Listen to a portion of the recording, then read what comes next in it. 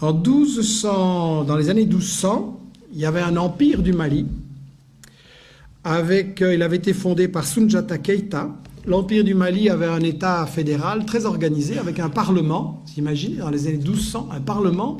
En Europe, on va juste attendre 6 ou 7 siècles pour arriver à cette chose-là. Et l'État était très organisé, avec une armée, avec un système d'enseignement, avec un trésor public. Il organisait l'extraction et la vente de l'or.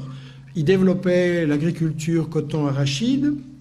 Il y avait des centres universitaires extrêmement célèbres à Tombouctou, à Géné ou à Ségou. Et un des successeurs de Keïta, Boubacar II, 2 siècles avant Christophe Colomb, a lancé 2 expéditions maritimes pour découvrir l'Amérique.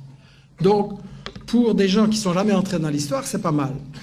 Et en fait, ce qui est intéressant, c'est que donc, il y avait toute une économie en Afrique et au Mali.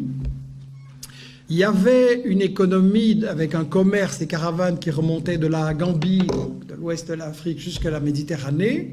C'était effectivement contrôlé, organisé par les Touaregs. C'était un commerce extrêmement prospère.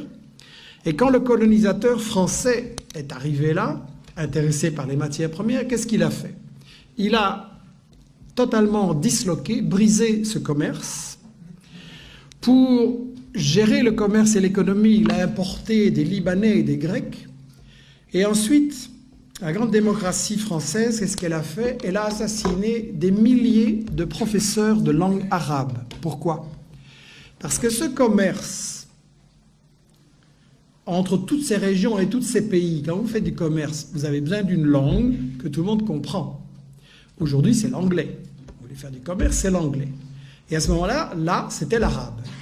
Et donc, si on voulait détruire ce commerce et que tout soit pour l'exportation vers la France, on a massacré des milliers de professeurs d'arabe à l'époque.